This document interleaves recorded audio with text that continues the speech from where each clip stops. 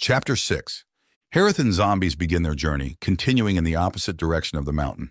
After walking for most of the day, I haven't found anything too interesting. It does seem like tree roots are becoming a bit more like a tripping hazard, though. Stepping over another large root and glancing back at another fallen zombie. These guys are managing, but they do have a tough time walking through here. Part of me wonders if maybe I'm closing in on the heart of the forest. At this rate, I've honestly only made roughly 3 days' worth of progress from the mountain to here. Stopping at the stream, then walking to the old camp. Now here. I wonder how big this place truly is.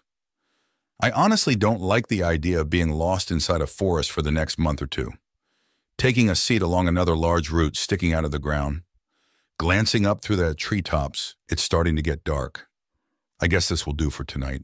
The root Harith is currently sitting on has a small indentation in front of it, laying down and ordering his zombies to stand in a circle around him. He closes his eyes and starts to drift off. Waking up in a daze, Harith glances around. It's still dark. He hears the shuffling of his undead. That's weird. They normally don't move. Wait, what? Quickly sitting up and carefully watching his zombies. Why are they moving? Looking up to see if they're facing in a certain direction, Harith notices that they in fact are looking deeper into the forest. That's the direction I've been walking. They didn't make a fuss like this earlier. Maybe my previous idea that any larger or more aggressive animals do in fact live deeper in this place. Suddenly, Harith hears a noise that immediately sends him into fight or flight mode. He can feel the goosebumps forming on his arms, the hairs standing straight. What the hell was that? What Harith heard sounded like a woman's scream, but distorted like in some kind of movie where the screaming sound is cut into multiple frames, overlapping, unconsciously pushing himself into the ground. Harith closes his eyes and internally prays for whatever that is to not come any closer. Again, though. A louder scream can be heard, but this one is higher pitched and more drawn out. Hesitantly opening his eyes to look up at the zombies, their heads have moved away from the first noise and are looking in the direction off to the right of the first one. Holy shit, there's 2 of whatever's out there. I'm so glad that the zombies don't make very much noise. That other thing, though, it sounded much closer. Reaching down to his side and slowly drawing his sword. Should I cast my light spell? Or do I wait? Maybe if I'm lucky they won't come this way. Gripping his sword and holding it just above his chest, Harith shakes his head. No, I should wait. If they do come this way, they'll have to get through the zombies first. If I use that spell now, I'm guaranteed to attract something, and if I can avoid it, I really don't want to see what makes a terrifying noise like that. Looking in the direction to the left, no noises from over there. Maybe if I survive the night, I'll head in that direction. Glancing back at his zombies, they're not moving anymore. Letting out a sigh of relief, I think I might have dodged a bullet. But the more I think of it, I don't know if going another direction is a good idea. I'll keep heading straight, I think.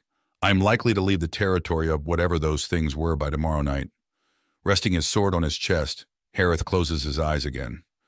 Waking up the next morning, sunlight just barely starting to trickle through the treetops. Harith opens his eyes lazily. Oh man, I feel exhausted. I'm cold. The boogeyman wouldn't let me sleep. Out there screaming and stuff. Harith shivers at the memory of last night.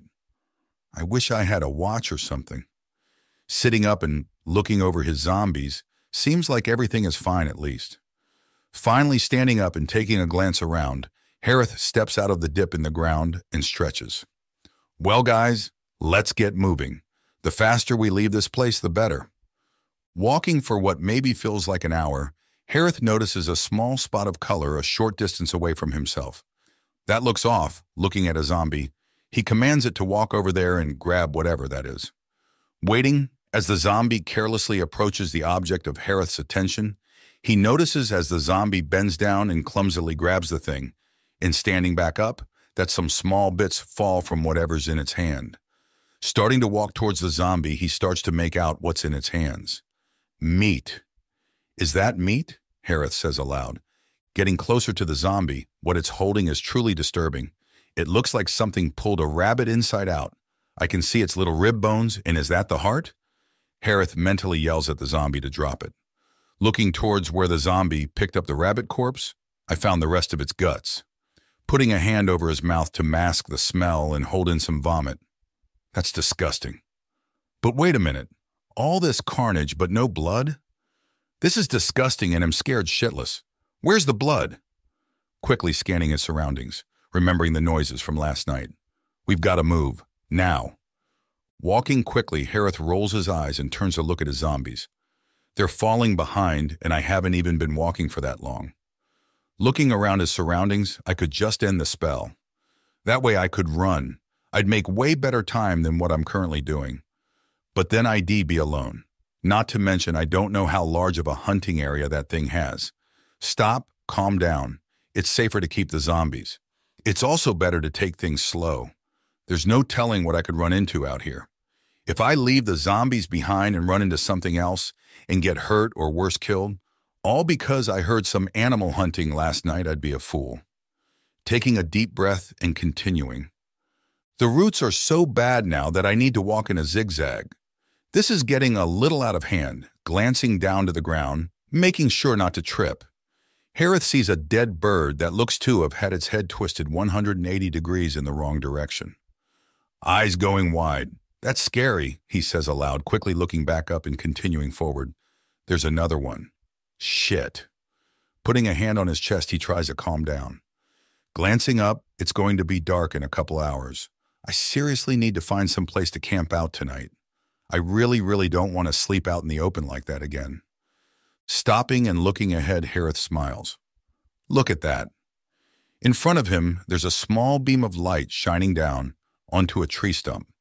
Behind the stump is a large fallen tree, causing the above clearing to be open and allowing light to shine down. It's almost like the gods themselves are finally answering my prayers. Oh, thank you for bestowing me a hole to hide in. Walking towards the tree, Harith bends down and looks into the rotting hollow in front of him. Well, it'll be cramped, but I'll fit. Luckily, there's nothing in there, but it's never a bad idea to be sure. Grabbing a small stick near his feet and casting light onto it, a small quarter-sized ball of light sticks to the tip of it. Ha! Now I have a magic wand, and unceremoniously throwing it inside the tree. It bounces and stops in the middle. I don't know what's scarier, that there's not a single insect in this tree, or that whatever I heard last night is most likely the cause of it. Crawling into the hollowed-out section in the fallen tree, Harith starts to eat a small handful of berries, positioning his zombies in a loose circle around him and closing his eyes. He is suddenly woken by the sound of something snapping somewhere behind him. Not again. Immediately putting his hand over his mouth to try and mask the sound of him breathing heavily, he glances out of the opening in the tree ahead of him, feeling a bit relieved seeing the back of a zombie, but immediately falling back into a pit of fear as he suddenly hears an ear-splitting, screaming sound coming from outside the tree. "Kill it! Kill it!" Harith screams. He watches as the zombie in front of him turns and starts walking off to the side. Shortly after, he sees another one shamble past. Listening carefully, Harith can hear a couple goblins let out a low growl as whatever's outside releases another terrifying screech. Then the sound of fast movement, followed by something hitting the side of the tree hard, causing it to shift just a bit. What was that? Harith yells to himself, hearing more groans from the goblins and the creature outside fight. Harith glances out of the hole he's currently hiding in. Just outside his field of view, due to his awful night vision. Harith's heart sinks as he can just make out what looks like an extended dog's muscle, completely white with no flesh on it, the nose slits cracked, with dried red blood all over its 2 rows of jagged teeth. Looking past the snout, Harith can almost make out the outline of a humanoid creature, bent over backwards, on all fours with arms and legs that are too long for its body, staring directly into Harith. With its large black eyes, it lets out a shriek while charging forward. Screaming, Harith does everything in his power to crawl deeper into the tree. As he does, the creature slams its head inside the log, letting out guttural screams. The monster's saliva landing on my face. The creature continues gnashing its jaws while its claws tear at the tree, trying to get inside. It pulls back and darts off to the side out of Harith's view. Suddenly he screams as something smashes into the side of the tree. Breathing heavily, eyes wide open, Harith watches as something goes flying past the entrance of the hollow, followed by two different bone-chilling screams. Then silence. Unsettling silence. Harith doesn't move a muscle, waiting, mentally commanding his zombies to protect the entrance to his makeshift sleeping area. After a couple moments, he sighs in relief, seeing a green-skinned zombie post up in front of him. I lost some. I know I did. I could feel something inside me snap. But how many? Waiting a few more minutes, Harith slowly starts to scoot himself closer to the exit. Carefully peeking out, Harith can see a body laying in a heap a little ways from the tree, glancing over his zombies. 6. There's 6 left. Shivering and retreating inside the tree, Harith closes his eyes and begins to fall back to sleep. Chapter 7. Waking up in the morning, stiff and tired, he pulls himself out of the tree and looks over the area where the battle took place. The first thud must have been this zombie walking over and investigating the body, cut completely in half, standing up and walking towards the second dead zombie, and this one is intact but missing an arm. Taking a moment to scan his surroundings for anything, Harith orders his zombies to follow him as he starts continuing forward. I have to get out of here. Those things are literally nightmare fuel. Walking, Harith can see a structure in the distance. Hairs on the back of his neck start to stand on end. That's creepy. Getting closer, he can make out that the structure is actually an old rotting palisade. A wall, he thinks aloud. Walking up to it slowly, he starts making his way around it, looking for an entrance. Inside the wall, a huge standing tree can be seen from his point of view, along with the tops of what look to be roofs. Getting to the entrance, Harith can see the remnants of a gate, half of it laying on the ground inside the wall, huge gashes cut out of both parts. Claw marks, he mumbles. Stepping inside, Harith sees a couple buildings standing despite being abandoned for what he could imagine was a long time. Windows smashed out, most of the roofs collapsed in on themselves. Looky here, Harith walks along the main road through the center of the small little town, a skeleton. It seems to have some old armor scraps, maybe a guard. Using his foot, he lightly nudges an old sword that has some rust building up on it. The armor looks like leather with some metal guards on the shoulders. I wonder, putting his hand above the skeleton. Rise. Taking a step back, he watches as the green gas flows along the skeleton, connecting to all the joints and finally settling in the skull. The skeleton's eyes begin lightly glowing as it picks itself up off the ground. Well, look at that. Glancing down to the sword on the ground, Harith points and commands the skeleton to pick it up. Turning and kneeling down, the skeleton picks up the sword, and almost as if it were alive, it glances down and gives the sword a small nod. Okay, that's interesting. Looking back at the skeleton, Harith commands it to look around the village and find more skeletons that can be raised. When you find more, use your sword to tap on something to get my attention. Nodding and beginning to walk off, Harith looks towards the large tree in the back of the small town. Is that some kind of entrance? He wonders aloud. Walking closer to the tree, it seems like there is an archway built into the side of it, just tall enough for someone to walk inside. Also along the outside are some old carts with ores scattered around the ground. Oh, I see, it must have been some kind of mine. But what happened here? Finally reaching the entranceway to the tree, Harith can feel a cold breeze run over his skin. It's kind of unsettling. Suddenly hearing a tapping noise, Harith turns around to see his skeleton rapping his sword against an old house's wood. Commanding 2 of his zombies to stand watch over the entranceway to the mine, he commands 2 more zombies to take up positions at the gate. With his 2 remaining zombies, Harith heads over to the skeleton, following it around the back of the building. Harith is momentarily shocked when he sees a dozen skeletons laying on the ground. But besides that, there's also the skeletons of small humanoids. Maybe children, he ponders, or goblins. I can also make out 2 more guards and a couple skeletons that seem to have been using pickaxes at the time to defend themselves. I'm getting an uneasy feeling about this place. Holding his hand over one of the guard skeletons, rise. After standing up and equipping one of the swords laying at its feet, he, 2 zombies, and 2 skeletons start making their way back to the gate. Looking at the 2 zombies, he commands, keep watch. If anything hostile approach you, kill it. Turning back towards the tree, Harith begins walking. I'm almost 100% sure this is the nest of them two abominations. I also believe that if it is, they should be sleeping. I'm not very sure if I'll be able to get the drop on them, glancing back at his undead. They're not very quiet. But if I can kill them here, then I'll be much safer. I also have 4 spell points left.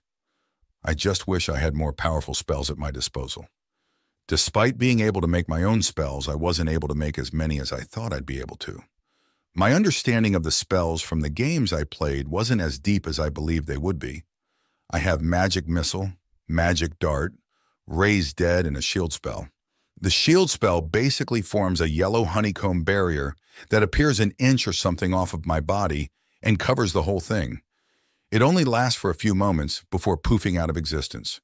I also have a spell from RuneScape called Ice Burst, but I've never actually had the opportunity to use it.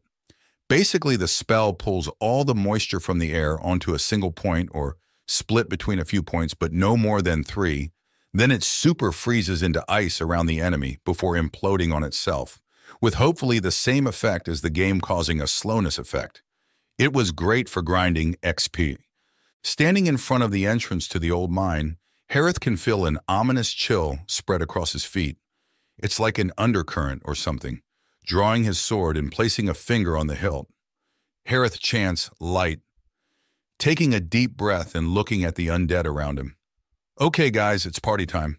The 2 zombies, I want you up front. New skeletons, you're behind me." As the undead take their positions, they plunge into the darkness. Walking at a slow pace, it's cold in here. Like unnaturally cold. Not to mention it's so damn quiet I can hear some kind of liquid sloshing around in the zombies as they move. Nervousness beginning to overwhelm him, Harith begins to wonder. Should I have just kept moving instead? I mean, those things were terrifying. And sure, I had confidence when it was daytime and I was outside. Now look at where I'm at, in a dark tunnel under the bloody ground, quickly glancing back at the skeletons behind him with a scowl on his face. Can you guys walk any louder? The mine where Harith was went straight back with a steep decline. After a little while, he entered into a small chamber. This looks like a staging area. Looking around, there is wooden rubble. Harith can make out some destroyed tables and chairs, some old crates and broken carts.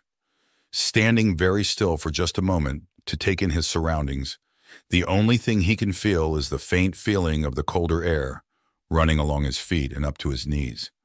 Glancing forward, there's only one path. Straight. This is a weird mine, unless it goes deeper. Taking a few steps, it doesn't seem to be just a straight line, looking at a wall of rubble.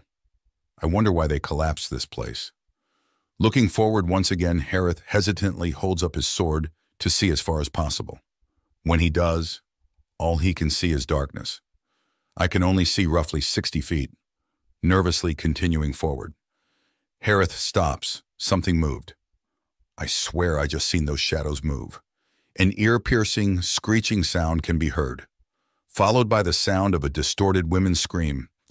Instantly feeling his vision go blurry, Harith looks forward and sees one of the monsters charging his zombies.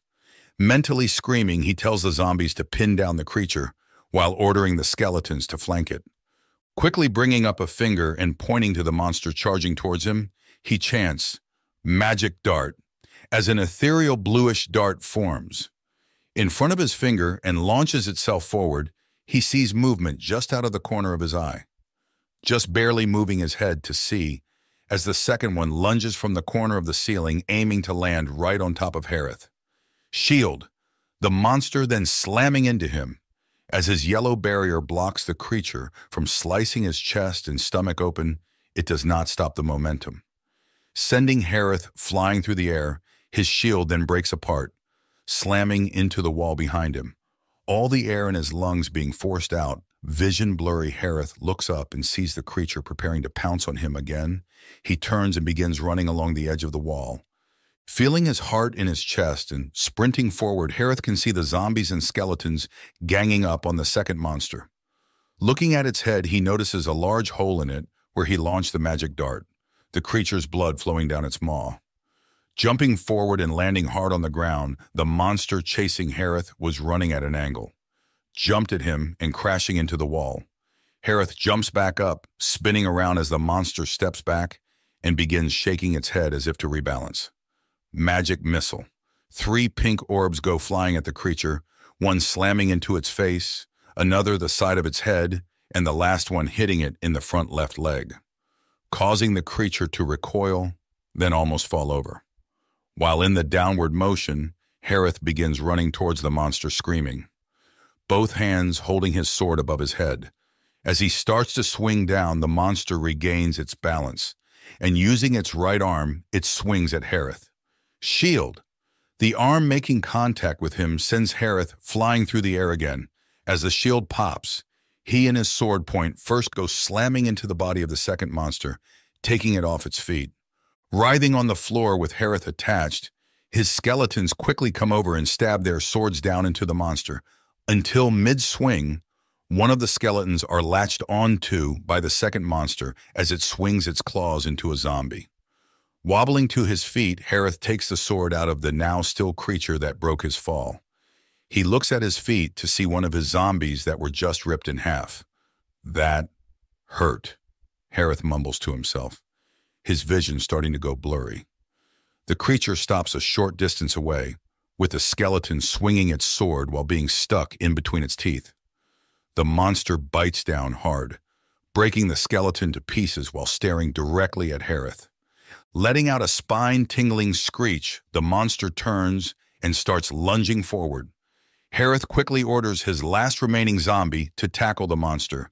Watching as the green-skinned zombie follows his order, it reaches out and latches onto the creature, causing it to stumble and crash to the ground. In a heap, quickly picking its head up and opening its massive maw, it takes the zombie's head into its mouth before separating the head from the body. Trembling in fear, Harith takes a couple of steps back, his skeleton quickly approaching the monster and swinging its sword down onto its body. Letting out a growl, the creature swings its arm into the skeleton, sending it flying into the wall, breaking to pieces and piling up along the ground. I messed up. I should have never come down here. Gripping his sword, clenching his jaw, the monster begins to charge Harith. Quickly pulling his hand up, pointing the pinky finger at the monster, he shouts, "Magic dart!" as the monster leaps into the air. An ethereal blue dart forms and slams itself into the monster's mouth and shooting out of the back of its skull. Quickly ducking down, the monster sails over him and starts writhing on the ground, running towards it with everything he can muster. Harith slashes the sword down from above his head towards the monster's leg. Severing it from the body, quickly spinning itself around, it tries sweeping at Harith's feet. But as the arm gets closer, Harith jumps over it, the monster being significantly slower now from the mortal injury. Bringing the sword above his head, once again Harith swings it down onto the shoulder, then the neck, then the head. Repeating this for a few moments. Heaving and gasping for air, he finally looks down at the corpse in front of him, then quickly to the ring at his finger. "Thank you again, Merlin." After catching his breath, Harith begins to check over the abominations. They almost look like a combination of several different things. Face of a dog, body of a person, with arms and legs that make no sense. They're longer than they should be, glancing at the claws in those things. I've never seen claws like that on anything. I mean, they're 4 or 5 inches long themselves. It's like these were made specifically for killing and instilling fear. A shiver quickly running down his spine as he realizes that he is alone now and had no spell points left. I need to leave. I'm not sure, but this one looks like the one that tried to get at me inside the tree last night. Quickly walking outside the mine, Harith is momentarily relieved to see his zombies left behind to guard the small little settlement. I wonder if there's a town or something nearby. I couldn't imagine a place like this being out here for any other reason. Making his way towards the gate, Harith steps outside and starts to scan his surroundings. I didn't quite notice it before, but that right there seems to be an overgrown trail. Looking off to his right, there is an oddly clear path of trees, though the path has overgrown with lack of use. It's a path nonetheless. Feeling giddy, Harith quickly orders the zombies to form up on himself as he begins walking along the path. Glancing up, Harith notices that the light trickling through the trees are beginning to lessen. I guess I should look for a place to sleep for the night, continuing down the path for a couple more miles. Harith notices something ahead of him. It looks like a cart, maybe. Getting closer, Harith can make out an old abandoned cart that's had one of the wheels removed. It has wooden arches across it. I guess this was some kind of covered wagon. Finally getting closer, it looks like the wagon is parked along the side of the trail. On the other side of the cart, Harith can make out a small round area with a small stone pit in the center. Oh, okay, so they would pull off to the side when nighttime come and rest for the night. I see. Looking around, he then sees a bone, then another, and another. Oh, I guess these people didn't make it. I also don't feel comfortable sleeping on top of their remains. Too bad the bones are all spread out. Walking to the front end of the cart, Harith also notices an emblem engraved on the front side of the carriage. It almost looks like a lion's head wearing a crown. Below the crest, Harith can make out the lettering I-O in King. Maybe it's Lion King or Kingdom. I don't know. Looking down the road some ways, Harith doesn't see a place worth setting up camp for the night. Climbing into the side of the cart, Harith looks inside, not seeing anything of note. Well, it's better than sleeping on the ground, I guess, rolling over the side and landing on the floor. Mentally commanding his zombies to stand around the cart in a square formation, he begins to drift off to sleep. Chapter 8. Waking up the following morning, Harith slowly opens his eyes. The first thing to greet him this fine morning are the few sounds of birds in the trees around him. So it's been done, the forest is balanced once again. Taking in the ambient sounds of the occasional bird call or the call of some insects, a small smile starting to form on his face. It was scary. I almost died, but I feel accomplished. Maybe the mine was lost to whoever owned it, but I was able to save the forest. After blinking his eyes a couple times as if to shake off the sleep, Harith notices a small icon in the bottom corner of his vision in the shape of a small golden plus. What is that? Focusing on it, his status appears. Status, Harith Boyer. Attribute points available. 0. Strength, 12. Dexterity, 12. Constitution, 10. Hit points, 13. Arcane, 20. Uncapped, spell points, 12. For additional information, please view stats individually. Oh, I see. So my spell points went up, but that seems to be it. Thinking about it a little, I wonder how my health calculates into my constitution. I should check that the next time I get wounded, Harith ponders. Well, I guess the one good thing of this development is I can raise more undead at one time instead of 2. I can do 3 and still have a few spell points left over. Noticing another oddity in his status, Harith looks at what almost reminds him of a tab, focusing on it. His status changes once again. Spell tab. And listed below are the spells Harith has been able to use. Flame, Light, Magic Dart, Magic Missile, Shield, Raise Dead, Ice Burst. Oh, this is interesting. I was wondering if I would have to be forced to keep track somehow of all my spells, like a grimoire or something. This makes my life a lot easier. Closing all the windows to his system, Harith holds a hand over his ring, around the pinky, and begins channeling magic dart into the ring storage. After finishing this process, Harith sits up, glancing around the forest. Once again smiling, he climbs out of the cart and lands on the ground with a soft thud. Smiling, this feels good. Glancing off into the distance along the overgrown trail, Harith begins to walk along it, zombies in tow. After walking for some time, Harith notices the forest around him thinning. With excitement visible on his face, he exclaims, "I'm almost out of this place." Finally, and disregarding the fact that his zombies will fall behind her, Ith starts sprinting along the path, knowing through the bond he has with the zombies that they will be able to continue following his trail through their bond.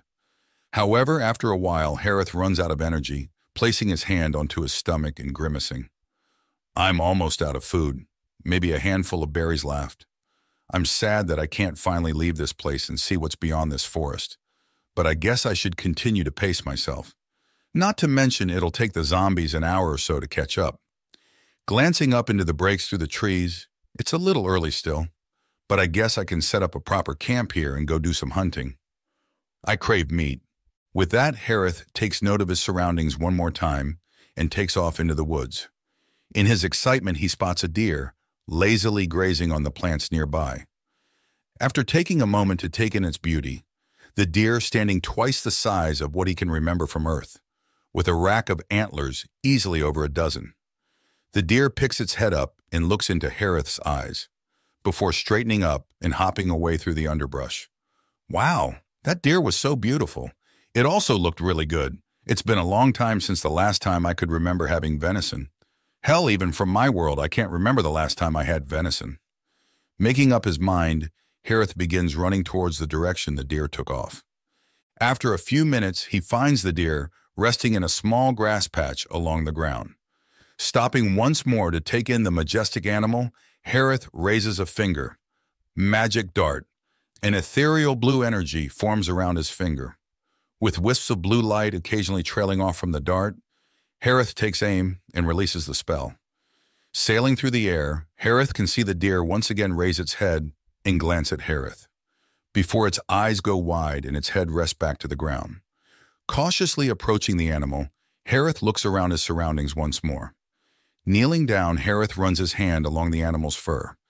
It's so much smoother than deer fur from back home, or at least from what I can remember. Standing up and drawing his sword, Harith looks over the deer one more time, tilting his head down in a silent prayer. Harith mumbles aloud, "Thank you for the bountiful harvest before me." He begins cutting a leg off at the shoulder joint, doing the same with the other. After that, Harith cuts into the back of the animal, and after a bit of time eventually removes one of the back straps. My mother would be mildly proud of me, or very angry at what I'm about to do next. Taking the sword and carefully cutting along the stomach from about the base of the deer's neck, all the way down towards the pelvis, allowing the innards to spill out along the ground. Harith slightly grimacing at the raising visible heat waves, and not to mention the smell. Harith stores the meat in his dimensional bag. After cleaning off the sword, he puts that in the sheath as well. Looking down at the once majestic wild animal, now left cut open and lifeless on the ground before him, he says aloud once again, "I may have taken more than what I can use, but I hope this kill of mine can nourish the wildlife and plants around it." Turning and taking a quick look around, Harith begins running back in the direction he come from. After a while, he finds the overgrown trail once again. Drawing his sword, he begins swinging it around him, clearing some of the overgrown brush. Using the brush as makeshift bedding for tonight, Harith decided to pile it all up in one spot, then using his sword to cut out a small dirt square where he begins placing some wood. Hearing a noise, Harith quickly glances up, seeing that the noise was one of his zombies finally catching up. "Well, hey, looky here. You guys made it. Come, come." I was about to start dinner, mentally commanding his zombies to stand in a loose square around him. Smiling and chanting, "Flame." As a small dancing flame can be seen above his finger, Harith lowers it to the pile of wood in his makeshift fireplace. Smiling as he watches the flame start to spread, he once again drives two Y-shaped sticks into the ground on either side of the fire. Opening his inventory and pulling out the deer's leg, he then uses his sword to cut away the fur left on it. Once he is satisfied with his handiwork, Harith takes another thicker stick he found and formed into a spear. He slowly pushes it through the leg until it comes out the other side, placing it gently onto his makeshift cooking rack. Harith smiles, glancing up at the stars, starting to peek into existence as the sun lowers over the horizon. Thinking to himself as he slowly rotates the deer leg, cooking over the open fire. I've kind of been just going day by day, up until now. What should I do when I finally leave this forest and stumble into a kingdom? I mean, I know that Merlin asked me to fix the chaos of this world or whatever, but I don't know anything. I feel so naive. Continuing to rotate the stick attached to his food. I can't read. I don't know how much money I really have. Not to mention, I have no idea how to make more. Plus, where am I supposed to tell people where I come from? There's no way a random stranger stumbling into a village is going to go unquestioned. The last thing I need to do is run into someone that decides I'm a threat and tries to off me. Sighing, Harith begins eating his food after the meat has begun to turn a dark brown and sizzle, letting off an alluring aroma. The last day or so I've gone without food. other than a few handfuls of berries. This is well-deserved, especially after taking out those awful creatures back in that mine. Sometime later, laying on the makeshift bedding and staring off into the stars dotting the sky, I think I'll just go with the flow. Find some kind of civilization, settle down for a bit, figure out how to make some money, then learn the language. After that, I guess I can figure out what kind of trouble to get into. But what should I do about my undead? Glancing over one of his zombies, I guess I could just have them lay low in the woods. While I go and do my thing, clearing his mind and mumbling aloud to nobody in particular. It's time to rest. That can be tomorrow. Me's problem. Waking up the next day, Harith and the zombies continue their journey along the trail. This takes 2 more days. Finally, though, on the afternoon of the 3rd day, Harith can see a clearing at the end of the tunnel just a few more miles away from him. "Well, look at that," he exclaims. "We made it. We finally made it to the end of this damn forest." Sprinting off, leaving his undead behind, Harith runs, with a smile spread across his face. Getting closer and making out a large open field ahead of him, his heartbeat racing with anticipation. Harith breaks through the wood line and into a wide open green field that seems to be situated at the top of a large hill, not being able to see anything other than sloping green and the wide open blue sky above. Letting out his pent-up excitement in the form of a shout, "I'm finally out!" After calming down, Harith turns back to the forest where his zombies are slowly shambling. "Okay, guys, I need you to go to the bushes spread out here and just lay down inside them." With that, the undead turn and start moving to their desired spots. Harith finally turning back towards the rolling hills and continuing to run. He finally reaches the point where the hill starts sloping down and can see rolling open fields with patches of forest strewn about. A smile slowly starting to form on his face, as in front of him he can see smoke over the next larger hill. It looks pretty far, maybe 10 or 12 miles. It's going to take a while to get there, and there's a pretty big patch of woods there as well. Looking back at where his zombies are roughly situated, "Come on then on me." After regrouping, Harith starts walking. Approaching the smoke over the other side of the large hill, Harith is currently standing at the base of. It's probably another mile or 2 in this direction to reach whatever that is over there, so. Glancing off to his left, where in the distance the forest line can be seen. We will go this way for now, walking for an hour or so. Harith enters back into the woods after walking a while more. Looking up and noticing that the light coming through those trees is gradually getting dimmer, Harith decides that he is going to have to stay out here for one more night. It would have been faster to just go over the hill, but I need to make sure I can leave my undead somewhere that if need arises, they're not all that far away. Taking a seat with his back up against a fallen log, Harith pulls out the last of his cooked venison. Eating and just staring off into his surroundings, Harith lays down, deciding to try and sleep as early as possible in order to get to his destination. Quickly falling to sleep and waking up to the night sky still above head. Ah, damn, I guess this was to be expected. I mean, I could see through the forest when I decided to go to sleep. No matter, this might be even better. Assuming I'm only an hour or so out, I should just make it to the edge of the woods facing wherever that smoke was coming from the other day. So hopefully that means I can lay low and just kind of observe as the morning goes by. With his mind made up, Harith gets up and starts walking through the woods. After a while, when he can start to see beams of light piercing through the treetops, he stops. In front of him, Harith can see buildings, trails, fences, smoke, animals in pens, overwhelmed by the sight of civilization. He quickly orders his undead to hide in the nearest bushes as he walks towards the tree line overlooking the village before him, almost mesmerized by it, like it were a shiny gem. Kneeling down next to a tree, Harith starts taking in everything. I'd say late medieval era, or later, the houses are primarily made of stone, but the roofs of many of the buildings in front of him are thatch.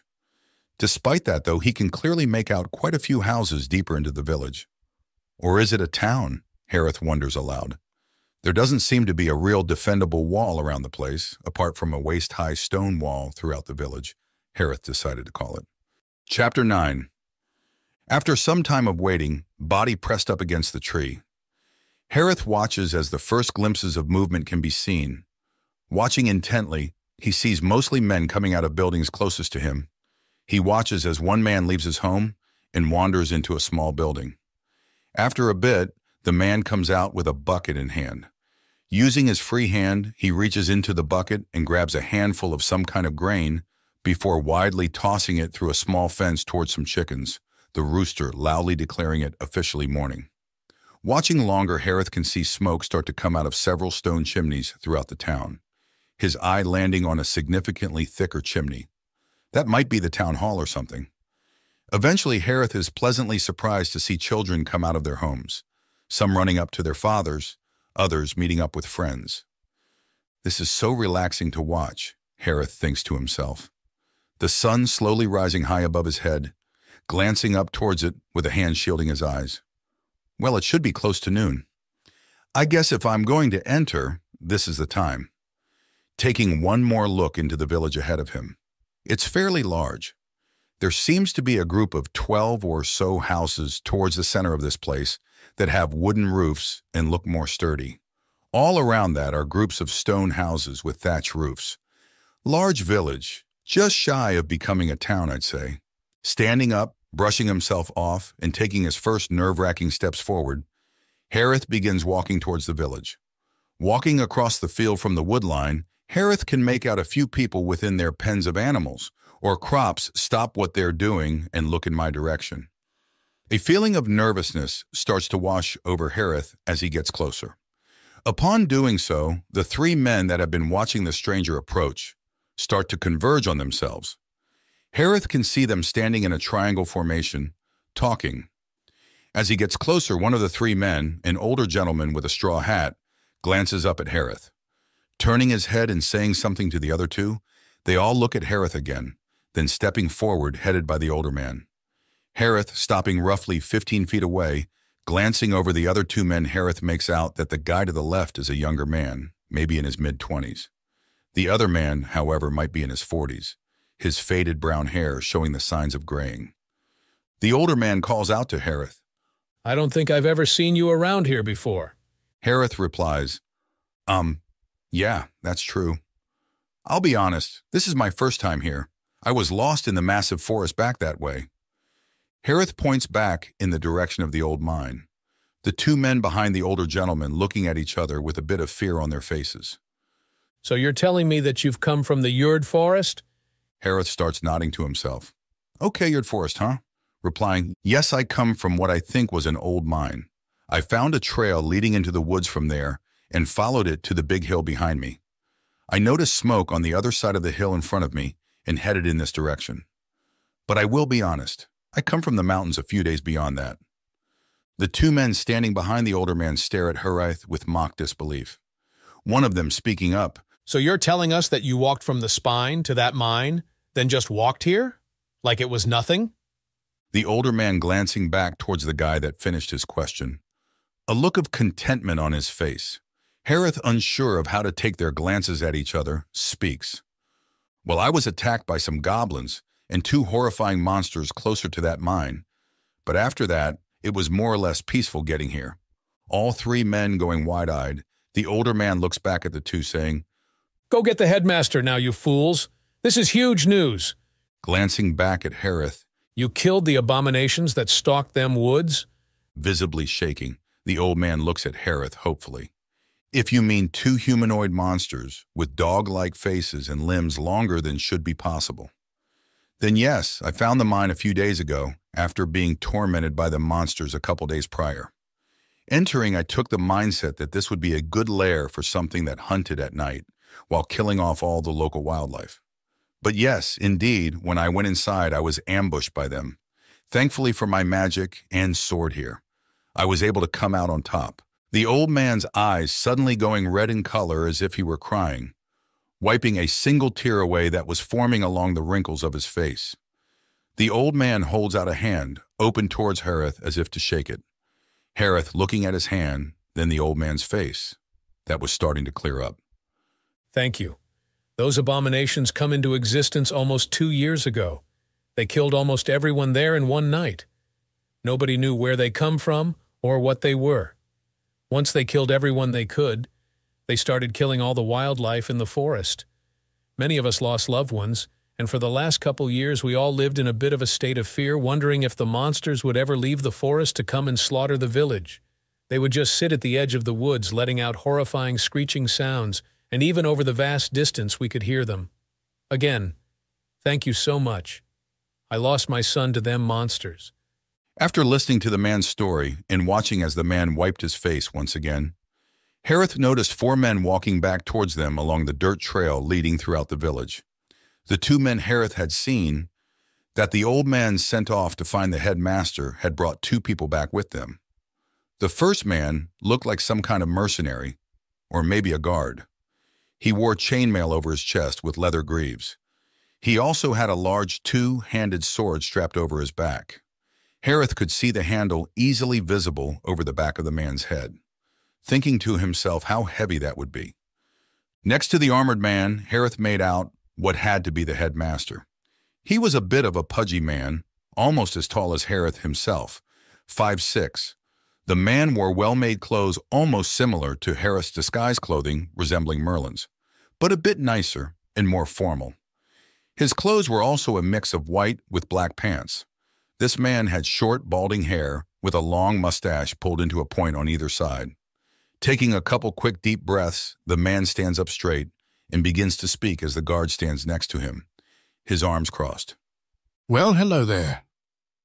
My name is Headmaster Shane Billiard, head of the Billiard Trading Company, as well as the headmaster of this village.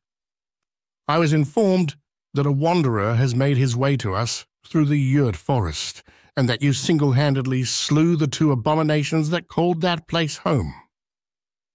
Harith nodding. Yes, I come through the forest. I also fought and killed 2 abominations. They were living inside the old mines. The guard standing next to the headmaster speaks up. How? How did a scrawny kid like yourself end up killing those things? They not only breached a well-defended palisade, they killed several guards with no problems. I find it hard to believe that you did what you're saying. Harith glancing at the man with a deadpan expression on his face. I used magic and my sword. I don't know what else to tell you. If you'd like, the bodies are still inside the mine as we speak. Be my guest and go verify for yourself. The headmaster and guard look at each other for a moment before the headmaster nods his head, telling the man to grab a horse and go check into this. The guard looking back at Harith for a moment, then turning to walk off. The headmaster looks at Harith once again and continues. Well, if you don't mind, I'd like for you to stay in our village here until my guard captain can verify the claims. Once done, I have a reward that you can collect. I put a notice up in the nearby cities branch of the Adventure Guild, but nobody has come. I fear it was due to the low payment offered, but sadly, with the mine being inaccessible, we are reduced to just a simple farming village. Harith raising an eyebrow at that. So your village is larger than most other villages? Yes, replies the headmaster. The mine there held a nice mix of resources, marble, iron, and even in some spots a bit of coal. Really, we were lucky, although there wasn't a bunch of one or the other. It was enough combined for us to make quite a lot of money, and with some of the extra earnings, I formed a trading company here in our dear Dracot. Dracot being the name of our village, of course. Nodding, Harith listens intently to the man. If you don't mind, he asks, is there a tavern or something I can stay at during my time here? And what is this reward that you spoke of? With a grin, the headmaster turns and starts heading back into town, waving Harith along. As they take their leave, the 3 farmers all wave after the 2 men, heading back to their fields or pens with animals that need tending to. Walking through the town, listening to the headmaster as they go, Harith takes in the sights, watching the people casually walking around, some rushing, while children chase chickens or each other. He finds himself smiling. It's peaceful here, like they have no cares in the world, even though those abominations were living just a few miles away. The headmaster chiming in to explain that during the 2 years that the mines have been down, that fields have been expanding bit by bit to better supply the villagers, while the headmaster used some of the income from his trading company to buy grains and such to make up the difference. Harith is shocked at this. He figured that these more primitive people would be crueler, like in the movies and TV shows he watched. After a bit, Harith asks about the title of headmaster, and the man explains that it's a lesser noble title granted to a family for performing towards bettering the kingdom. Harith also found out that the name of the kingdom that Dracot was under was indeed the Lion Kingdom, ruled by King Basim Saul. Huh? Thinks Harith. Basim's son. Pretty cool name. Suddenly the headmaster stops in front of a building and holds his arm up towards the building. You may find lodgings here, at the Drunken Ox. It's a 2-story building, rather long if Harith had to say. The bottom level made from mostly stone and the upper floor of wood.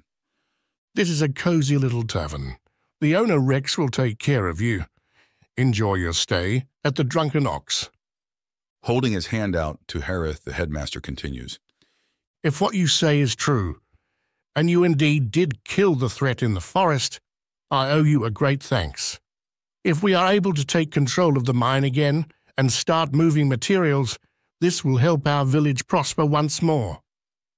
We may even be granted the title of a small town given a couple more years. I will send for you once Anders returns. He is the town guard captain that you met briefly. Nodding and thanking the headmaster, shaking his hand in return. He turns towards the Drunken Ox and walks through the door. Inside the tavern, Harith is delighted to see a fairly large room with several tables scattered around. On the right side of the room is a fairly large open fireplace where a small fire still burns. Along the walls are different animal pelts and mounted heads. On the left wall, Harith sees what must be the kingdom's flag. Its borders are white, with the rest being red. In the center is a lion's head wearing a crown. Lion Kingdom embroidered at the bottom of the emblem respectfully. At the far end of the room to where Harith entered, he can make out a small bar, with a couple kegs and some cups setting on shelving, behind a man staring straight through Harith as their eyes meet. Just off to the left of the bar is a simple staircase leading upstairs into the second floor of the building. Standing behind the bar is an older man, maybe in his 50s or 60s, but he is built like someone who has spent many years working with their body. Large shoulders with almost comically large arms, delicately using a cloth to polish a glass in his overly sized hands. The man's face remains motionless, with a gaze that feels like he is more looking through Harith than at him. He has long hair pulled back into a ponytail, while he has a neatly trimmed mustache on his face. The last noticeable feature of the man is a large scar that leads from just above his right eye, leading diagonally across his face and over the bridge of his nose, ending in just about the middle of the man's left cheek. As Harith is momentarily taking in this man, and maybe admiring his look for just a moment, he is startled as the older man speaks. Well, don't just stand there, kid. Close the damn door. You're going to let the bugs in and the heat out. Harith snapping back to his senses. Of course, my bad, closing the door behind him and walking to the counter. The man now looking down at the glass in his hands, wiping a small smudge off the side of the glass, leaving it almost resembling a crystal just sparkling in his hands. So, what will it be? Harith snaps out of his musings once again. What? I mean, yes. Sorry, the headmaster told me I could find a room here for a night or two, until they finish the investigation of the mines inside the forest. The man placing the now clean cup onto one of the shelves behind him, with just a couple other similar cups. Lowering his arm and grabbing a wooden mug, blowing into it, then using his cloth to wipe anything left behind away, he puts the mug under the spout of a keg and begins filling it with some kind of golden liquid. It almost smells like honey. Snapping back as the older man places the cup in front of Harith with a small thud. Well, normally that would cost you 1 silver. But how about you tell me what they're looking for, and this one's on me. The man now resting an elbow on the counter with a raised eyebrow.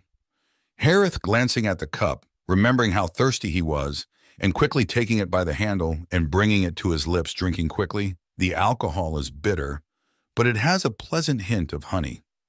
Taking a second to glance at the liquid before trying to place the cup back down calmly, it's a bit cloudy, so it's not quite done fermenting, but I assume the brewing techniques here might not be as good as ours. My stomach will be a bit upset later, but this will do. Harith wipes his mouth off with the sleeve of his shirt before beginning to speak. How about a mug of water and some food to go with this? Whatever the cost is, I have money. I've been living on a diet of berries, fish, and venison for days now. I need food. The older man stands up and cups his hand to his mouth. Turning his head towards the stairs, he yells, Sarah, we have a guest. He is asking for lunch and water. I need you to get on that. A voice can be heard moments later in reply. Yes, Father, I'll be right there. It'll be about 30 minutes. Harith nods his head, looking at the old man once again. You must be Rex. The headmaster told me you own this place. My name's Harith. Let me tell you about my trip to this village. Starting back at the nice clearing, in the woods Harith found next to the pond, he begins recalling his travels through the woods, running into the screaming monsters during the night, the sudden attack while inside the tree, then discovering the mine. Fighting the monsters using his magic and swordsmanship, keeping mindful to omit the part that he also dabbles in necromancy. There's no tell how they would react, but from what I've seen and experienced, I can't imagine necromancers being well accepted. After the story was concluded, the old man stands there, his arms crossed, while one of his hands rested on his chin, just staring at Harith, interrupting the silent staring contest the two men have unknowingly been undergoing. A girl about 20 years old comes out with a bowl of food in one hand and a mug of water in the other. She has long brown hair in a tight braid behind her back, with a cloth wrapped around her forehead, most likely to keep small hairs and sweat out of her face. She wore a simple blue dress with an old stained brown apron. She has clear skin and big brown eyes, rosy cheeks, and a pleasant smile on her face as she places the food down in front of Harith, placing the cup of water on the opposite side of his, what he believes is mead. Well, you're a new face. It's not often we get travelers through here. My name is Sarah. Will you be staying at the tavern for a bit? Harith just looks at her, then to her father, nodding his head. Yes, I'd like a room for a day or two. The old man, folding his arms again, looks at his daughter. Give him the room in the back. Quickly nodding, Sarah makes her way upstairs to prepare the room. Harith wonders to himself. She was kind of cute, and honestly, this old man is fairly good-looking himself.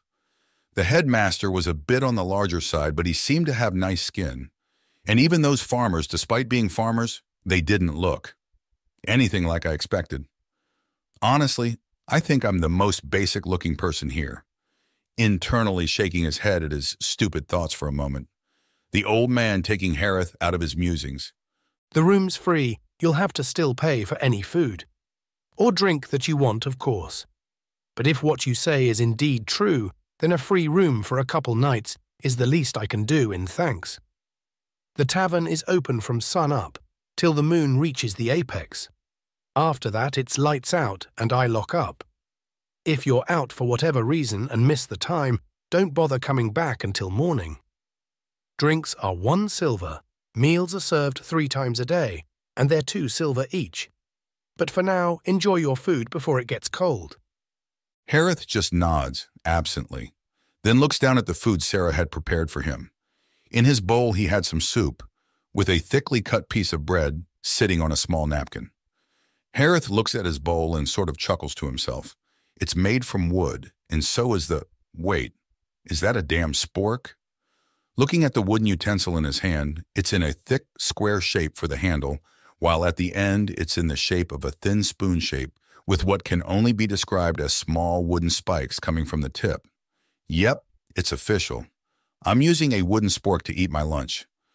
Halfway through his meal, the old man could be seen off at another section of the bar, wiping down the nicely polished section of wood. The man's always moving. Suddenly, he hears the sound of footsteps coming down the stairs. Sarah calls out to Harith while he glances up at her. Your room's ready for you? Clean bedding and everything's been dusted. It's directly up these stairs and straight ahead. Last room at the end of the hallway. Lastly, there's a tub in that room. Would you like me to heat up some water for you so that you can clean yourself? For a little extra, I'll even take your clothes there and get them washed. If you need, we have some robes laying around this place somewhere that you can borrow. Nodding his head, Earth replies, I would seriously appreciate the bath. I can't remember the last time I've properly bathed. As if realizing what he just said, sorry. I was lost in the forest for a while. I was able to clean up in the stream I found. But once I was closer to the village, it wasn't quite so easy to clean myself up once I left the water's edge. And in regards to the cleaning of clothes, that won't be necessary. I was able to keep them in pretty good condition. That's not taking into consideration that these things more or less clean themselves. Harith thinks inwardly. All right, sounds good. I'll get the water warmed up for you, and once the tub is full, I'll let you know. Once you're finished, I'll stop by later to empty and clean the tub. After saying that, she turns and walks behind the bar, disappearing into another room. Glancing up, Harith can just make out the old man watching the interaction from back behind the bar. Guess he must have gauging my interaction with his daughter. Makes sense, I'm a random stranger that supposedly killed some nasty monsters that have been plaguing the woods here for quite some time. In his eyes, I'm a threat, but even so, he is no mere bartender. I wonder if he was some kind of warrior before retiring here. After finishing his food and drinks, Sarah comes back collecting his dirty dishes. As she does so, she also informs Harith that his bath is finished and that he can go get cleaned up. Thanking her, he stands up, looking at the old man. He says, "Hey Rex, after my bath and I'm more settled in. I was wondering, is there any work around this village for someone like me?" Rex looks at him, visually looking up towards the ceiling as if in thought. He looks back at Harith and says, There is a bulletin board in the village square. pointing off in a direction. If you go there, I'm sure you'll find something to do. Thanks, Rex. Jumping down from his stool, Harith makes his way upstairs and down the hall to his room. Opening the door, he is pleasantly surprised. It's a large room. It must take up the whole end of the second floor here. There's what looks like a dresser, a couple furs thrown down onto the floor like some kind of makeshift rug, a small table with a bowl set into it instead of a tabletop, half of it filled with water, and under that a small stool with a circle cut out of the center, a grossed-out expression on his face as Harith looks at the small pot laying on the floor under the stool. It's a shitting chair. And a chamber pot. No, that's disgusting. Why? Why in the world? Sighing to himself, of course there's no indoor plumbing. I'm stuck in the bloody Middle Ages after all. Disappointingly, looking past that whole setup, Harith sees two more things in the room. Firstly, a wooden single-size bed pushed up against the corner of the room. A shallow pillow sitting on top of a thin blanket. The last thing Harith sees is an almost oval-shaped wooden bathtub in the middle of the room. A few feet away from the window in the center of the room, just far enough back that nobody can see from the ground. Chapter 10. Harith finds himself laying back inside the tub, letting his sore bones and muscles soak up all the heat they can from the water. My body hurts and I'm tired. I think once I get out of the bath, I'll take a very short stroll around the town before dark. I also need to see what this board is that Rex was telling me about. My inner nerd kind of hopes it's like a quest board. Maybe somebody needs some monsters taken care of. Feeling a bit giddy, Harith continues his thoughts. I should also see about any shops and talk to some people, maybe pick up some info about my surroundings. Climbing out of the tub and looking around, there's no towels either. Sighing and just standing over the floor, Harith waits for the water to dry enough he can throw on his damp underwear that he also washed in the tub, followed by his robes. I should really look into finding more underwear, because this is going to get old quick, glancing down at his wet skivvies. Making his way out of the room and passing Sarah coming out of a side room, Harith waves her down and lets her know that he is done with the bath. Giving him a nod, she starts to head off into another room. Guess she is cleaning. Doesn't seem like they get a lot of business, thinking to himself, but maybe that's because the miners have left the area. I'm sure once they confirm the mine is clear, they'll get busy again. Slightly grinning to himself, getting to the bottom of the stairs, Harith glances over at Rex, who is using a cloth to gently wipe a wooden mug in his hand. "Hey, Rex," Harith calls out, the old man slightly lifting his head in acknowledgement. "I'm heading out to see the village. I'll be back," receiving a nod in confirmation. Harith continues outside the tavern. It's in the evening now, I guess, looking into the sky, seeing the sun starting to set. Guess I better hurry then, walking down a dirt road in the direction Rex pointed. He sees people going about their business. Anyone that meets his eye either gives him a small smile or a nod. but nobody bothers to speak with him. I guess they're busy. Maybe I'll run into someone feeling a bit more chatty in the tavern tonight. Despite nobody willing to talk to him, though, he does notice that a few children have been tailing him since he left the tavern. Loudly talking among themselves, the only interesting thing Harith can make out from them is they think he is some kind of adventurer. Interesting, Harith thinks. So I guess there are adventures in this world. I wonder if they have a guild. Finally reaching the town square, Harith is amused to see that the dirt road here is much nicer. It actually looks like they use stone here. I wonder if this is what they call cobbled streets. Stopping for a moment to look around, it's just a large open square, mostly made of stone. There seems to be a well in the center of town, with a handful of small stalls set up with mostly elderly people sitting behind tables full of random vegetables and plants. All but one of the stalls look like this, though. In the far end is a single stall with bits of animal hanging from ropes. Looks like venison. Maybe a hunter, Harith thinks. There's also 2 cages with 1 chicken in them each, along with a small wooden box that has some eggs inside it.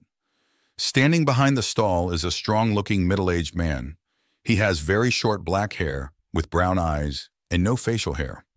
Curiously, Harith approaches the stall and asks the man, "How much for the leg there? And also, if you don't mind me asking, you're a hunter, right? This is all game you've hunted?" The man giving Harith a strange look. Maybe because he was a new person, or maybe because of the questions he asked. He replies, "Yes, I'm a hunter, and you're looking at 5 silvers for this." He also points at some brown square packages on the table, a bit of blood seeping through them. "I also have steaks and hamburger here as well. Steaks are 3 silver for 5, and 1 silver for about a pound of hamburger." Interesting. You couldn't by chance break a gold coin, could you? Harith hesitantly asks, the man furrowing his brow. "Are you kidding? Do I look like somebody that can just pull 100 silver coins out of my ass? I suppose I was right to think you looked a bit out of place here, with your nice clothes and all. Must come from the city like the headmaster. Sorry, but I cannot break a gold coin. And just some friendly advice in a small village like this. The people are lucky to move around. 30 or 40 pieces of silver, maybe a gold coin for a farmer that has a large haul. You shouldn't walk around asking stupid questions like that, lest you want some stupid drunk to attempt to mug you." Harith softly chuckling. My apologies. It's not like I have much money. Just a handful of silver and a single gold coin. Lying straight through his teeth, Harith continues, I meant no disrespect, I promise. I was just simply asking, because as you just mentioned, not many people can carry around that kind of coin. I was just trying to exchange it for something a bit more useful. But I will buy a pack of steaks for 3 silver. The man looking at Harith for a few hard moments, then nodding his head. Hopefully buying my bullshit.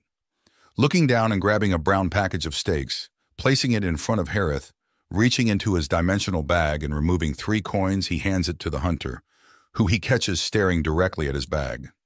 Then noticing the coins, looks at Harith and collects them. "Thank you. Now move off. I have work to do."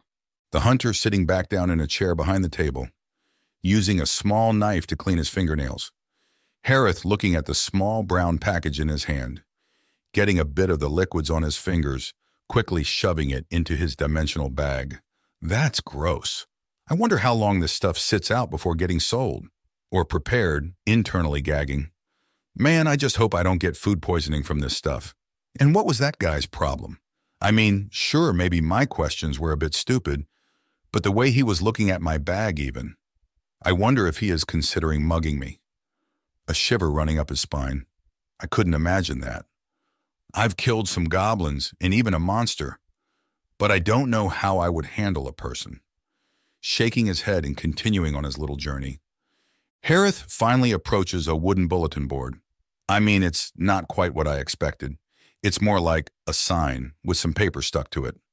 As Harith sees this, he also notices an older woman with her hair tucked under a bonnet. Basically, the medieval hats women would always be seen wearing in movies and TV shows. She was just casually sweeping the ground with what looks like a stereotypical witch's broom. Basically a thick pool about 4 or 5 feet long with a bunch of hay or something similar to that strapped to the end. She looked up at Harith as he stopped, making eye contact for but a moment. She smiled, then went back to her work. slowly but surely sweeping away from him. Is it me, or are these people pretty wary of me? The kids earlier mentioned something about an adventurer, so maybe they are common, and not only that, have a bad reputation as well. Letting out a tired sigh, Harith finally glances up at the quest board he has decided to call it. But to his dismay, the requests are absolutely abysmal. This guy wants help repairing his barn. This person needs some herbs.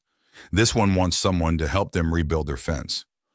I honestly shouldn't be surprised. This is a sleepy little village out in the middle of God knows where.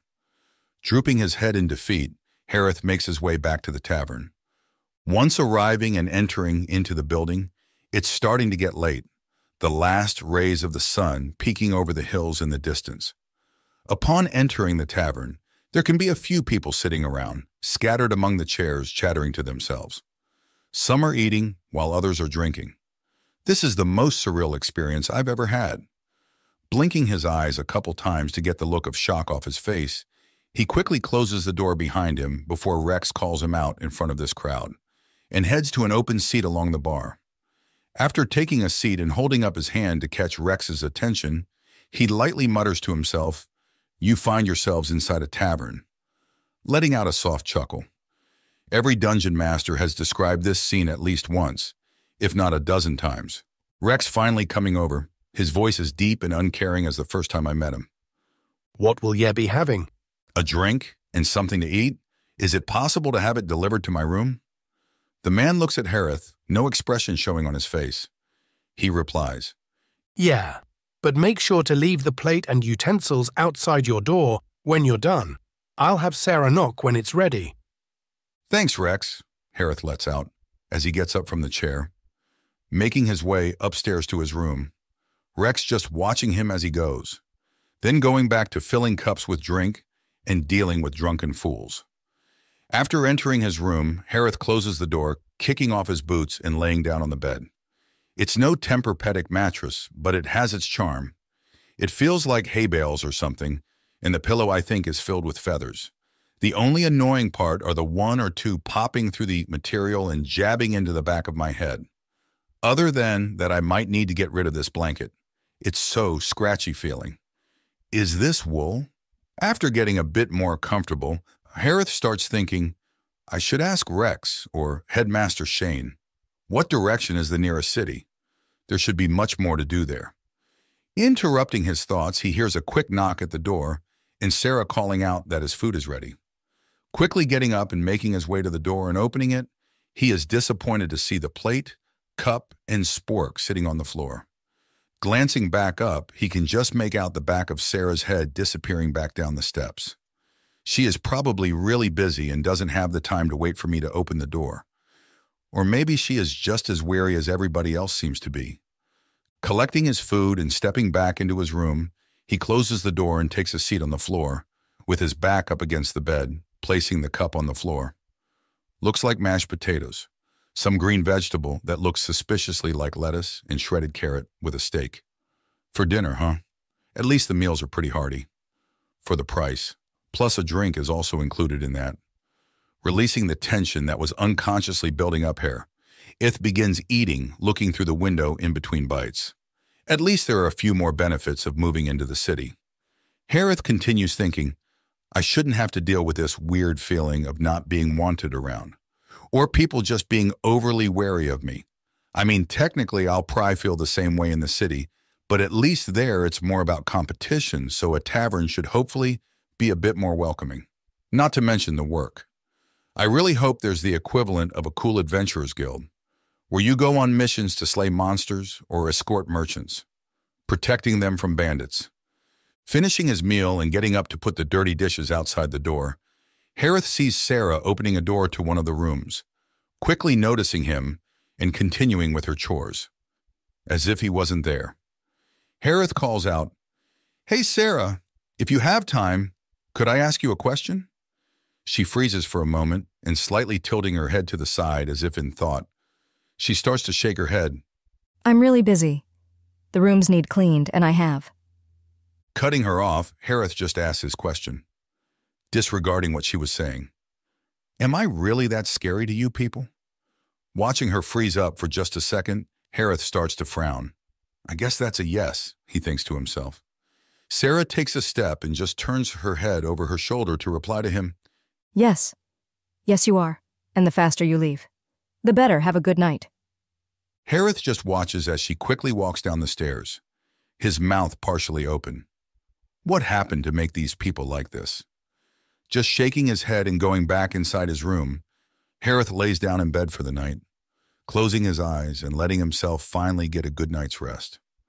Compared to the ground, in that log that one time, this is great, as his mind starts fading to black. Chapter 11. Waking up the following morning, startled as Harith hears heavy pounding on the door, quickly calling out, "Just a moment, I'm getting up." Knock, knock, knock. "Just hold on a minute," I said, "I'm coming." Quickly getting out of bed and looking towards the window as he does so, Harith realizes that the sun is high in the sky, not quite noon, but real close. Getting to the door and putting on his boots really fast, Harith hears another series of knocks at the door, but louder than the others, starting to get angry. Harith opens the door with a frown on his face, and his eyebrows slightly knitted together. "Yes, how can I help you?" Before him is the guard commander from yesterday. As Harith goes to greet the man, he is suddenly cut off by the commander instead. "Mr. Harith, if you would please come with me, the headmaster has requested you." Completely frustrated and now in a bad mood, Harith just shuts his mouth and follows behind the man. Walking down the stairs and past the bar, Harith quickly glances over towards Rex, intending to let him know that he'll be back for breakfast. But upon spotting Rex, he sees him holding his daughter as she looks terrified. Glancing up at Rex's face, Harith is left stunned as those eyes that seemed like they were looking through him the very first time he entered the building were staring directly at him. The man that normally had no facial expressions now sported a deep frown. What? But why? Harith starts to wander internally, his mind left spinning after how his morning was turning out. Following the guard commander out the door into the street, turning in the direction of what he assumes is the headmaster's office or workplace, Harith speaks up. "Commander Anders, if you don't mind me asking, what is the rush?" Quickly looking around as he asks, not seeing a single villager out today, or the children playing. Glancing up to the sky seems clear. There's some clouds dancing along. "What's going on here?" Commander Anders finally replying after a moment of silence. The headmaster has ordered for you to be brought before him in regards to your claims of slaying the monsters in the forest. His voice tinged with scorn. "I didn't do anything. Why are they all acting so different? Did he find my zombies in the woods? Was it the goblin corpses left in the abomination's lair?" Harith's mind continuing to move a mile a minute. "Wait, is it magic in general? This is a magical world, isn't it? But I haven't seen anything use magic. Excluding Merlin, of course. Shouldn't the common people be using some kind of simple magic for their daily lives?" Coming out of his thoughts, he is standing before the largest building in the village, made much like the tavern, just smaller, but having 3 floors instead of 2. The guard commander Anders opens the door and motions Harith inside, a bad feeling starting to take over his mind. Inside is the headmaster, along with 2 more men standing just behind him. Unlike their commander that has chainmail, these men just have a full set of some kind of leather armor, with a short sword strapped to their waist. Looking back to the headmaster, the man is sitting on the other side of a table, visibly nervous. A chair stands empty across from him. This isn't looking good.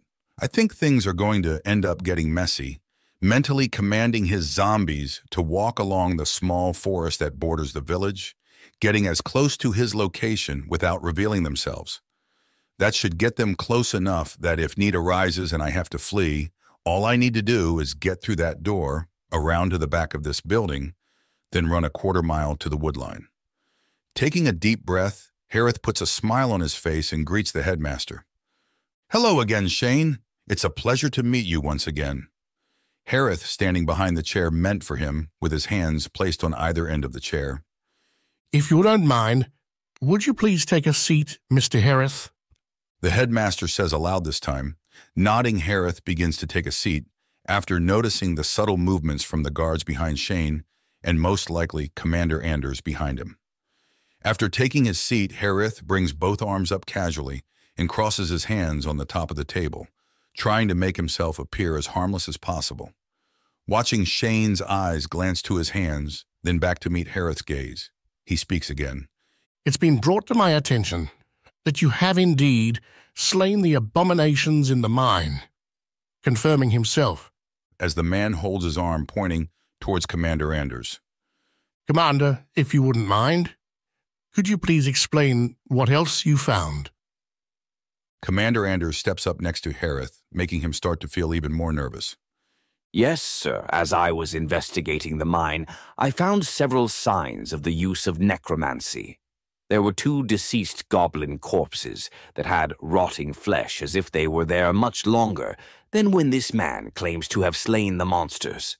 Secondly, as I was investigating, I found a heap of fresh bones along a wall and in the middle of the room, despite the dust and dirt buildup on everything else in the room. Not including the material disturbed by the fight, of course, the bones had no signs of buildup. My last observation that points to the use of necromancy was the clearly different cut marks left on the abominations themselves.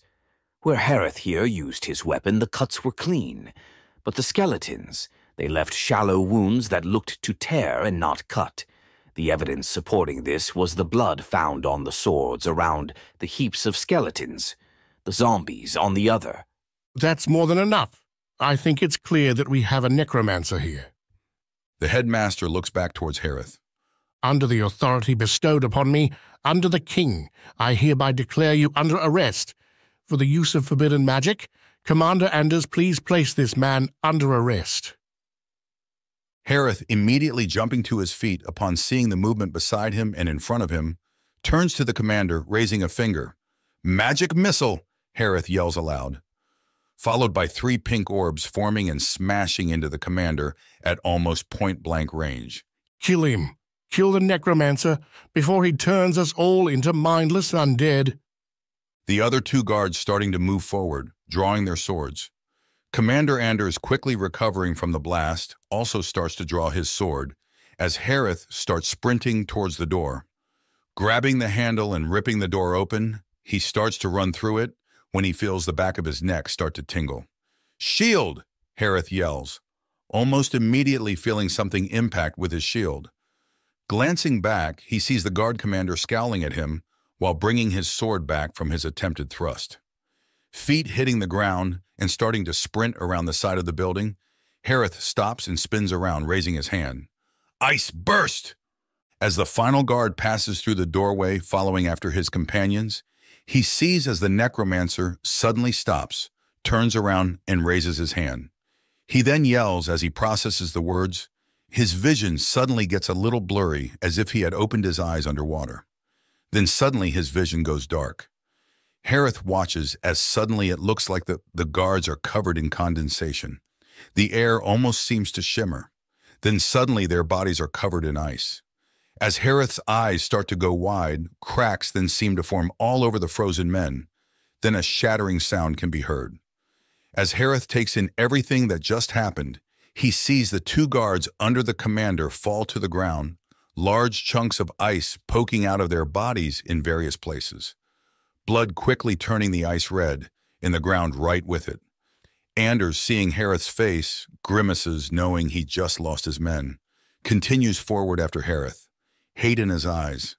Magic dart, followed by the sound of a body hitting the ground, can be heard. Not long after, Shane can be heard screaming. But by then, Harith was already sprinting through the woods, tears running down his face, numbness taking over. Why am I even crying, he asks himself. Who cares if I killed 3 people? It was all in self-defense.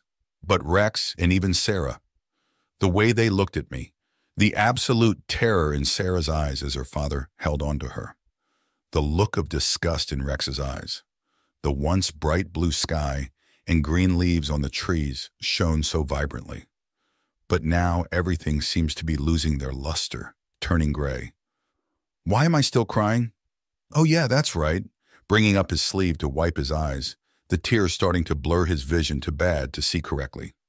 Suddenly a thud can be heard as the sound of another body hitting the ground follows just moments after. Harith's mind goes black as he runs directly into a thick tree. Harith watches his memories from the first time he encountered the monsters to when he discovered the old mine, entering the village for the first time until he's seen the terrified face of Sarah. Then he watches as the ice encasing the guards shattered inward, the sound of thudding as his last spell left his hand. Then he sees Shane ordering his guards to arrest him. All I did was kill some monsters. I saved that town. Because of my sacrifice, they will prosper again. But I murdered 3 grown men. What about their families? Their children, wives. I'm a monster. I didn't even think twice. I knew that spell was deadly, just like that commander knew what he was doing when he swung his sword at me. What if they wanted signs all over the kingdom for me? But as darkness takes over Harith's mind, finally starting to come to, Harith slowly starts opening his eyes, staring directly upward. The sun is still out, watching rays of sun come through spots around him. Looking forward and seeing a big tree, Harith mumbles to himself. I can't believe I ran into a tree like that. Turning his head, he can make out figures around him, a slight smile forming on his face. I'm glad I didn't lose you guys as well. Harith's zombies standing around him in a loose circle. At least I don't need to worry about you attacking me like that. Harith starting to sit up, his mind remembering the earlier encounter. I can't believe I killed people. They didn't even care about what I did for them. They just labeled me a criminal and tried to kill me. Situating himself up against the tree, Harith reaches into his dimensional bag and pulls out Merlin's book. Opening and flipping through some pages, he stops on one that makes out a map. Flipping over a few more and trying to figure out where he is compared to the images, Harith finds a large mountain range, then traces his fingers in a straight line, his hand stopping close to a village. I guess this is Dracot. Flipping back and forth through a couple more pages, I think if I keep heading in this direction, I'll find another village, or maybe a town. It's a bit different than the marking of the village. Instead of a small circle colored in, this mark is more of a square. It took me roughly a week to get from my camp to the village. According to this, it should take just about the same amount of time to get to this new place. His train of thought stopping at the mention of his little camp. It's far, it's also nowhere close to any kind of civilization. I kind of just want to go back there, stay for a while, level up. I'm scared. Closing the book, placing it back into his bag and standing up, Harith starts walking. The next few days, Harith finds himself traveling mostly through woods. Occasionally, he passes through some open fields. At one point, he finds a river, walking off course for some time until he comes across some bridge indicated on his map. Being sure to cautiously cross, making sure to avoid people. 6 days into his travels, he is making his way through another forest, stopping for the night and setting up a makeshift camp. His stomach starting to gurgle. I'm out of food again. Luckily, tomorrow I should finally make it. I've seen people traveling along the road near me. I've been more or less following it since the bridge, albeit though I stay pretty far in the woods. The people I seen, I think, were some kind of merchants. They had a few carts and one covered wagon. They even had some guards that rode horses. It honestly was a really cool experience. One hand wrapped around his stomach, the other behind his head. Harith closes his eyes and falls asleep. Waking up the next morning, Harith looks at his zombies. You guys have been great traveling companions, stealing his resolve, but it's too dangerous to take you guys with me, especially after the incident in that village. Thank you for your service, closing his eyes and commanding the undead to lay down, then opening them once more to see his faithful servants. He cuts the connection, watching as their bodies go limp. Standing up, wiping a small tear that started to form, Harith begins walking through the woods a bit more. My plan is to cover most of the distance this way, staying out of sight. Then I'll cut through the woods and onto the road. Minimizing my exposure to people, I'm feeling giddy again though, despite almost being killed. The idea of entering into what's hopefully a larger city is exciting. Walking for a couple more hours, thinking about all the interesting things he will be able to see, and hopefully becoming a powerful adventurer. Harith is brought out of his musings by the snap of a stick, followed by a voice. Why don't you just stop right where you're at? Put your hands above your head and things should be just fine. Harith stops, his heartbeat starting to race. Doing as he was told, he puts his hands up, glancing around himself, trying to figure out where the voice come from. Suddenly, a man steps out from behind a tree. He is dressed in some leather armor, a bow strapped to his back, and a short sword in his hand. Making eye contact with the man, Harith finally speaks. Why are you in the woods here? Are you some kind of hunter? The man smiles as Harith hears another snap, followed by some more movement. Glancing around, there's 4 more people that have begun surrounding him. Well, to be honest, we are hunters. We are the kind of hunters that tend to steal from others, though.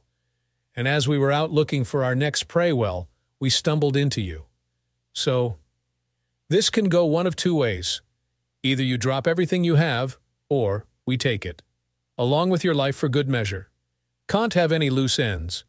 Hearing some snickering from somebody behind him, Harith starts to get angry. Am I really being mugged? Before Harith could think much more, though, the sound of something whistling through the air, then a thud followed shortly after. The man in front of Harith going wide-eyed as an arrow flies into his side and another in his leg. Falling over, letting out a scream, Harith starts to panic. There's 2 groups here? What the hell? Spinning around, he sees some movement in the woods, followed by a short person, maybe 4 feet high, wearing leather pants and a chainmail shirt with a small metal helmet, followed by a shield and mace in his hands. He comes out of the woods smashing into one of the bandits to Harith's side, while a tall woman with a bow comes out behind him, wearing mostly leather and a cloak of some sort. She has short blonde hair, crystal green eyes, but the thing that catches Harith's attention are the ears. Is this a dwarf and an elf? Harith's mind goes blank as the chaos around him continues.